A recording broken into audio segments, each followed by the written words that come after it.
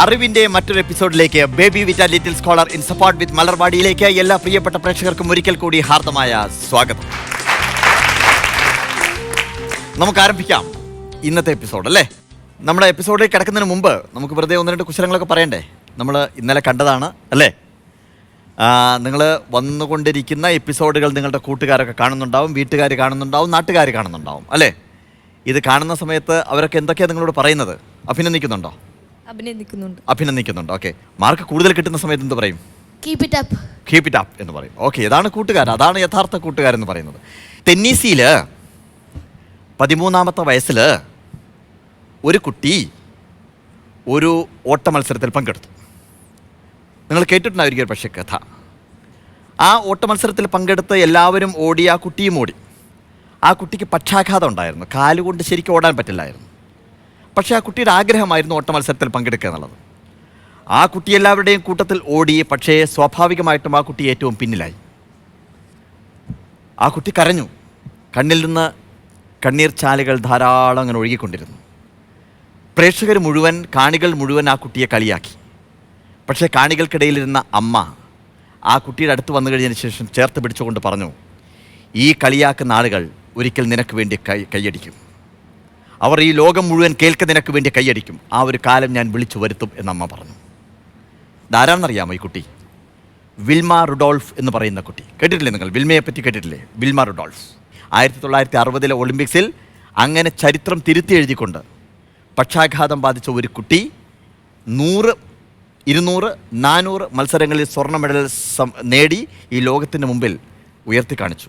അവിടെ കളിയാക്കുകയല്ല, ആ ലോകം മുഴുവൻ ലോകം മുഴുവൻ കേൾക്കെ കയ്യടിക്കുകയായിരുന്നു. നമുക്ക് വിൽമയ്ക്കൊരു കയ്യടി കൊടുക്കാം.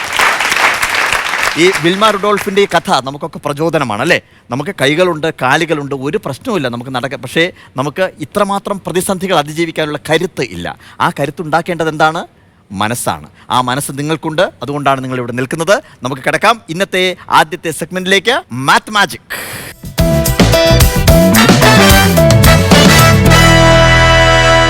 ഇതെനിക്ക് ഇഷ്ടമുള്ളൊരു സെഗ്മെൻ്റാണ് മാത്ത് മാജിക്. ഇതിനകത്ത് മാജിക് എന്നുള്ള പദം ഉള്ളതുകൊണ്ടല്ല, ഗണിതശാസ്ത്രവും മാത്സും മാജിക്കും കൂടി കൂടിച്ചേരുന്ന സമയത്ത് ഒരു വല്ലാത്ത സുഖമുണ്ട് അതിനകത്ത് അല്ലേ. അതുകൊണ്ടാണ് ഇതിന് ഇഷ്ടപ്പെടുന്നത്. ഇതിനകത്തുള്ള ചോദ്യങ്ങൾ കുറച്ച് കോംപ്ലിക്കേറ്റഡ് ആയിരിക്കും, കുറച്ച് അങ്ങോട്ടും ഇങ്ങോട്ടും വളഞ്ഞൊക്കെ ചോദിക്കും. ആ ചോദ്യത്തിൽ എത്രമാത്രം നിങ്ങൾ ഷാർപ്പാണ്, ഒരു ചോദ്യം കാണുന്ന സമയത്ത് അല്ലെങ്കിൽ ഒരു കാര്യം കേൾക്കുന്ന സമയത്ത് എത്രമാത്രം ശ്രദ്ധയോടുകൂടി നിങ്ങളുടെ മനസ്സ് പോകുന്നു എന്നുള്ളത് മാത്രമാണ് കണ്ടുപിടിക്കപ്പെടുന്നത്. ഓൾറൈറ്റ്, സോ മാത്തമാറ്റിക്കിലേക്ക് നമ്മൾ കിടക്കുന്നു. നിങ്ങളുടെ എല്ലാവരുടെയും മുമ്പിൽ പേപ്പറുണ്ട്, പേനയുണ്ട് അല്ലേ. ആദ്യം നമുക്ക് സ്ക്രീനിലേക്ക് നോക്കാം കേട്ടോ. ഒരാളുടെ CV അഥവാ കരിക്കുലം വിറ്റയുടെ ഒരു ഭാഗമാണ് നിങ്ങൾ സ്ക്രീനിൽ ഇപ്പോൾ കാണുന്നത്. പക്ഷേ ഇതിൽ ഗുരുതരമായ 2 തെറ്റുകളുണ്ട്. നിലവിലുള്ള വിവരത്തിൽ എന്തെങ്കിലും കുറവുണ്ടോ എന്നല്ല പരിശോധിക്കേണ്ടത്.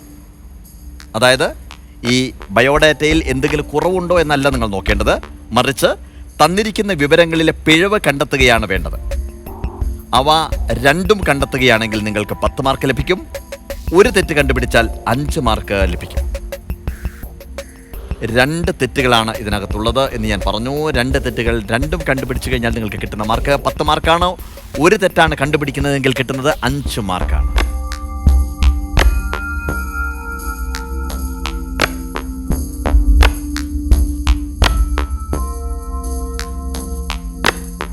എല്ലാവരും റെഡിയാണോ? സോ ഓരോരുത്തരും പേപ്പറിൽ 2 തെറ്റുകൾ, അജ്മൽ കെ വരുത്തിയിട്ടുള്ള ആപ്ലിക്കേഷൻ ഫോമിൽ വരുത്തിയിട്ടുള്ള 2 തെറ്റുകൾ കണ്ടിട്ടുണ്ടാവുമെന്നാണ് എൻ്റെ വിശ്വാസം. ആ 2 തെറ്റുകളും ഏതാണ് എന്നുള്ളതാണ് ചോദിക്കാൻ പോകുന്നത്. സോ അപ്പോളോ, എന്തൊക്കെയാണ് അജ്മലിൻ്റെ ആപ്ലിക്കേഷൻ ഫോമിലുള്ള തെറ്റ്? 30-2-1989 എന്നുള്ളൊരു തീയതി ഇല്ല. ഓക്കെ. അദ്ദേഹത്തിന് 23 വയസ്സേ ഉള്ളൂ. Okay. Electra, watts your answer? അദ്ദേഹം 30-2-1989 എന്നൊരു ദിവസമില്ല. അതുപോലെ കുട്ടിയുടെ ഇൻഷ്യൽ തെറ്റായിട്ടാണ് കൊടുത്തേക്കുന്നത്. കുട്ടിയുടെ ഇൻഷ്യൽ. ഓക്കെ. വേഗ. 30-2-1989 എന്ന തീയതി ഇല്ല. Okay. Calicut medical college. Medical college അല്ലല്ലോ, Calicut. What's your answer? Libra. 30 ഫെബ്രുവരി 1989. ഫെബ്രുവരിയിൽ 30 എന്നുള്ള ഡേറ്റ് ഇല്ല. അതുപോലെ 1989 ആണെങ്കിൽ ഏജ് 25 ആയിരിക്കില്ല. എത്രയായിരിക്കും? അത് ഞാൻ നോക്കിയില്ല. നോക്കില്ല. ഓക്കെ, 25 ആയിരിക്കില്ല. അല്ല. ഓക്കെ, 1 ഫെബ്രുവരിക്ക് 30 ഇല്ല എന്നുള്ളതാണ്. രണ്ടാമത് ഇദ്ദേഹം വയസ്സ് മാറ്റി കാണിച്ചു എന്നുള്ളത് തന്നെയാണ് രണ്ടാമത്തെ തെറ്റ്. മനസ്സിലായില്ലേ? അപ്പോൾ ഇദ്ദേഹം എറണാകുളം ഡിസ്ട്രിക്റ്റിലെ ആലുവ എന്താ പറയുക, ആലുവ ദേശത്ത് കല്ലുവീട്ടിൽ ഹൗസിൽ ഷാഹിന അബൂബക്കറിൻ്റെയും മകൻ അജ്മൽ കെ, അതൊന്നും നമുക്ക് പ്രശ്നമല്ല. നമ്മുടെ പ്രശ്നം എന്ന് പറയുന്നത് ഇദ്ദേഹം കാണിച്ച വയസ്സിലുള്ള മാനിപ്പുലേഷനും അതുപോലെ തന്നെ 30 എന്ന് പറയുന്ന ഒരു ഡേറ്റ് ഫെബ്രുവരിയിൽ ഒരിക്കലും ഉണ്ടായിട്ടില്ല ഇതുവരെ എന്നുള്ളതാണ് നമ്മൾ കാണിക്കേണ്ട കാര്യം, അല്ലേ? അപ്പോൾ അപ്പോളോ യുവർ ആൻസർ പെർഫെക്റ്റ് ആണ്, 10 മാർക്ക് കിട്ടിയിട്ടുണ്ട്. And Electra you got 5 marks, Vega you got 5 marks, Libra you got 10 marks. Okay, ഇനി നമ്മൾ രണ്ടാമത്തെ ചോദ്യത്തിലേക്ക് പോകുന്നു. ശ്രദ്ധിക്കുക, നിങ്ങൾ ഇടപെടുന്ന മേഖല എന്ന് പറയുന്നത് ഗണിതശാസ്ത്രമാണ്. ഓൾറൈറ്റ്, സോ ചോദ്യം ഇതാണ്. ഒരു ഹാളിൽ ഒരു വരിയിൽ 4 കസേരകൾ സംവിധാനം ചെയ്തിട്ടുണ്ട്. 2 കസേരകൾക്കിടയിലുള്ള അകലം 3/4 മീറ്ററാണ്. എങ്കിൽ ഒന്നാമത്തെയും 4ാമത്തെയും കസേരകൾക്കിടയിലുള്ള അകലം എത്രയാണ്? ചോദ്യം ഞാനൊന്നുകൂടി വായിക്കാം. ഒരു ഹാളിൽ ഒരു വരിയിൽ 4 കസേരകൾ സംവിധാനം ചെയ്തിട്ടുണ്ട്. 2 കസേരകൾക്കിടയിലുള്ള അകലം 3/4 മീറ്ററാണ്. എങ്കിൽ ഒന്നാമത്തെയും 4ാമത്തെയും കസേരകൾക്കിടയിലുള്ള അകലം എത്രയാണ്? വളരെ സിമ്പിളായിട്ടുള്ള ചോദ്യമാണ്, very simple.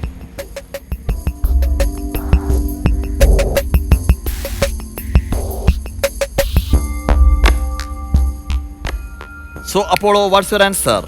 2.25 metre. 2.25 metre. Electra, what's your answer? 2.25 metre. 2.25 metre. Vega, what's your answer?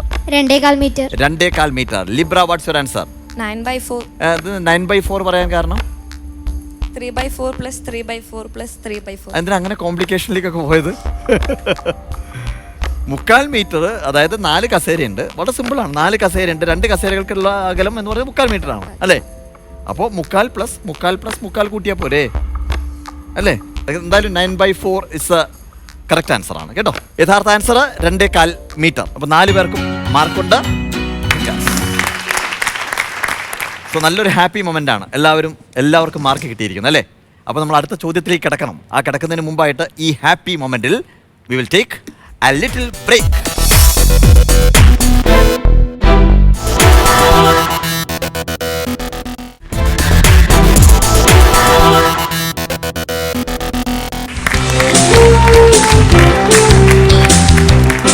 Welcome back baby with a little scholar in support with Malarvadi. അപ്പോൾ നമ്മൾ മാത്തമാറ്റിക്കിലെ രസകരമായിട്ടുള്ള 2 ചോദ്യങ്ങൾ കഴിഞ്ഞു. ഇനി 2 ചോദ്യങ്ങൾ കൂടി അവശേഷിക്കുന്നുണ്ട്, അല്ലേ? ചോദ്യം ഇതാണ്, ശ്രദ്ധിച്ച് കേൾക്കണം. ഒരു എഴുത്ത് പരീക്ഷ നടക്കുകയാണ്. 1 മാർക്ക് വീതമുള്ള 50 ചോദ്യങ്ങളാണ് പരീക്ഷയ്ക്കുള്ളത്. പരീക്ഷ എഴുതുന്ന എല്ലാവരും നിർബന്ധമായും എല്ലാ ചോദ്യത്തിനും ഉത്തരം എഴുതിയിരിക്കണം. തെറ്റായ ഉത്തരത്തിന് 1/2 മാർക്ക് മൈനസ് ചെയ്യും. മൈനസ് മാർക്കാണ് 1/2 മാർക്ക്. 41 മാർക്ക് ഈ പരീക്ഷയിൽ ലഭിച്ച ഒരു വ്യക്തി ആകെ എത്ര ശരിയുത്തരം എഴുതിയിട്ടുണ്ടാവും? ചോദ്യം വേണമെങ്കിൽ ഒന്നുകൂടി വായിക്കാം. ഒരു എഴുത്ത് പരീക്ഷ നടക്കുകയാണ്, അത് നിങ്ങൾക്ക് സബ്ജക്റ്റ് അല്ല. 1 മാർക്ക് വീതമുള്ള 50 ചോദ്യങ്ങളാണ് പരീക്ഷയ്ക്കുള്ളത്. That is important. പരീക്ഷ എഴുതുന്ന എല്ലാവരും നിർബന്ധമായും എല്ലാ ചോദ്യത്തിനും ഉത്തരം എഴുതണം. അത് വളരെ ഇമ്പോർട്ടൻ്റ് ആണ്. തെറ്റായ ഉത്തരത്തിന് 1/2 മാർക്ക് മൈനസ് മാർക്ക് വീഴും. മനസ്സിലായല്ലോ? 41 മാർക്ക് ഈ പരീക്ഷയിൽ ലഭിച്ച ഒരു വ്യക്തി ആകെ എത്ര ശരിയുത്തരം എഴുതിയിട്ടുണ്ടാവും എന്നുള്ളതാണ് ചോദ്യം.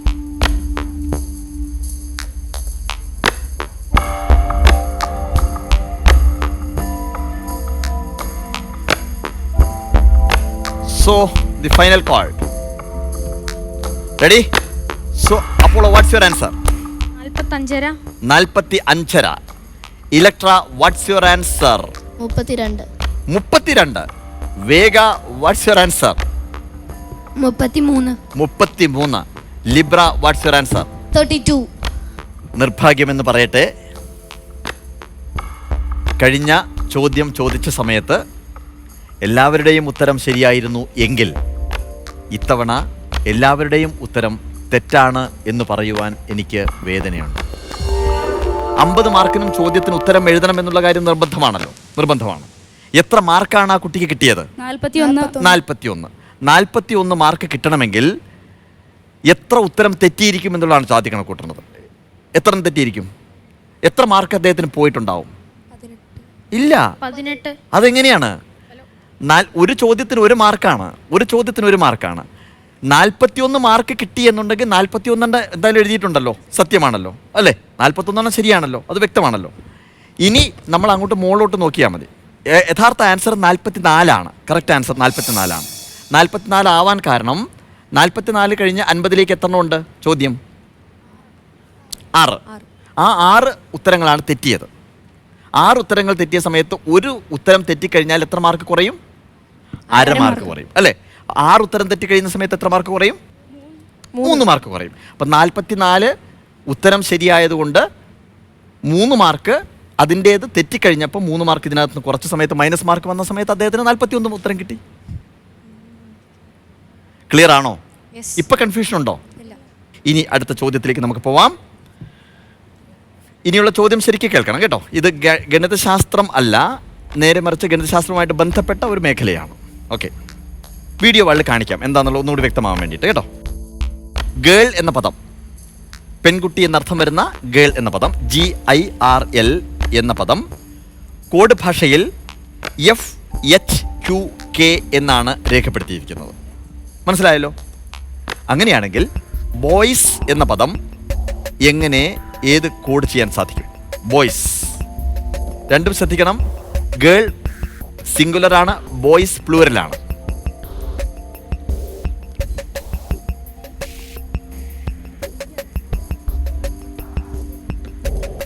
സോ ഞാൻ ചോദ്യം വീണ്ടും ആവർത്തിക്കണ്ടല്ലോ? ഇല്ല. ഓക്കെ, അപ്പോൾ what's your answer? ANXR. ANXR. Electra, what's your answer? ANXR. ANXR. Vega, what's your answer? ANXR. ANXR. Libra, what's your answer? ANXR. ANXR. ചരിത്രം തിരുത്തി കുറിച്ചിരിക്കുന്നു. നേരത്തെ 4 തെറ്റാണെങ്കിൽ ഇത്തവണ 4 ഗ്രൂപ്പിനും പെർഫെക്റ്റ് ആൻസർ ആണ്. Congratulations, very nice, very nice. അത് മാത്രമല്ല 4 പേർക്ക് മാർക്കുള്ളത് കൊണ്ട് ഞാൻ മാത്തമാറ്റിക്കുമായിട്ട് ബന്ധപ്പെട്ടൊരു ട്രിക്ക് നിങ്ങൾക്ക് പഠിപ്പിച്ചു തരാൻ പോവാണ്. പഠിപ്പിക്കട്ടെ? സോ ഒരാൾ വാ, മോൻ വാ. ഇത് വളരെ സിമ്പിളായിട്ട് നിങ്ങൾക്ക് സ്കൂളിൽ പോയിട്ട് കാണിക്കാവുന്ന ഒരു മാജിക്കാണ് കേട്ടോ. ഈ മാജിക്കിൻ്റെ പേര് പിയാനോ കാർഡ് ട്രിക്ക് എന്നാണ്. ഇത് കാർഡ് ഉപയോഗിച്ച് കാണിക്കണമെന്നില്ല, തീപ്പെട്ടി കമ്പ് ഉപയോഗിച്ച് കാണിക്കാം, അല്ലെങ്കിൽ ടൂത്ത് പിക്ക് ഉപയോഗിച്ച് കാണിക്കാം, എന്ത് വേണമെങ്കിലും വെച്ച് കാണിക്കാം. അഞ്ജിത്ത് ചെയ്യേണ്ടത് 2 കൈ ഇങ്ങനെ പിയാനോ വായിക്കുന്ന പോലെ ഇങ്ങനെ ഫോൾഡ് ചെയ്ത് വെക്കാം. ഓക്കെ, പിയാനോയിൽ വായിക്കുന്ന പ്ലേ ചെയ്യുന്ന രീതിയിലാണ് വെക്കുന്നത് അല്ലേ? ഞാൻ ചെയ്യുന്നത് നോക്കിക്കോണം. 2 കാർഡ് ഞാൻ ഇവിടെ ഈ ഫിംഗറിനിടയിൽ വെച്ചു, ഇവിടെ വെച്ചു. 2 കാർഡ് ഇവിടെ വെച്ചു, 2 കാർഡ് അടുത്ത ഗ്യാപ്പിൽ വെച്ചു, 2 കാർഡ് ഇവിടെ വെച്ചു. യെസ്, ഈ കൈ കുറച്ച് പിന്നിലേക്ക് വെക്കാം. ഇനി അടുത്തതായിട്ട് 2 കാർഡ് ഇവിടെ വെച്ചു, 2 കാർഡ് ഇവിടെ വെച്ചു,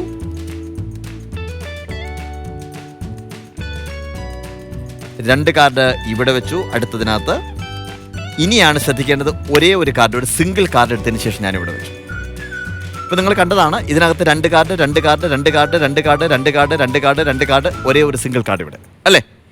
ഇനി ഞാൻ ചെയ്യുന്നത് ശ്രദ്ധിക്കണം. ഈ 2 കാർഡ് സ്പ്ലിറ്റ് ചെയ്ത് ഞാൻ ഇവിടെ വെച്ചു, ഈ 2 കാർഡ് സ്പ്ലിറ്റ് ചെയ്ത് ഇവിടെ വെച്ചു, അടുത്ത 2 കാർഡ് ഇവിടെ വെച്ചു, അടുത്ത 2 കാർഡ് ഇവിടെ വെച്ചു, ഇനിയുള്ള 2 കാർഡ് ഇവിടെ വെച്ചു, ഇനിയുള്ള 2 കാർഡ് വീണ്ടും സ്പ്ലിറ്റ് ചെയ്ത് വെച്ചു, അടുത്ത 2 കാർഡ് ഇവിടെ വെച്ചു. ഇപ്പോൾ 2 ഹീപ്പാണ്. ഇനി എൻ്റെ ചോദ്യം മോളോടാണ്. ഈ കാർഡ്, സിംഗിൾ കാർഡ്, ഇത് ഇവിടെ വെക്കണോ ഇവിടെ വെക്കണോ? Left, here, here. Alright, are you sure? Okay, so watch carefully. ഈ കാർഡ് ഇവിടെ വെച്ചു, പക്ഷെ മാജിക് സംഭവിച്ചിരിക്കുന്നു അവിടെ. അതായത് നോക്കുന്ന സമയത്ത് here is a pair, here is a pair, here is a pair, here is a pair, and here this is your single card. ഇതൊരു മാത്തമാജിക്കാണ്, വളരെ സിമ്പിളാണ്. ഇതിൻ്റെ സീക്രട്ട് മനസ്സിലായോ നിങ്ങൾക്ക്? വളരെ സിമ്പിളാണ്, ഇത് ഓട്ടോമാറ്റിക്കായിട്ട് നടന്നോളും മാജിക്ക്. ആക്ച്വലി സംഭവിക്കുന്നത്, മുൻ 2 കാർഡ് വയ്ക്കുക. ഇപ്പോൾ ഇത്രയും കാർഡുകളാണുള്ളത്. നിങ്ങൾ ശ്രദ്ധിക്കേണ്ടത് ഇതിനകത്ത് എത്ര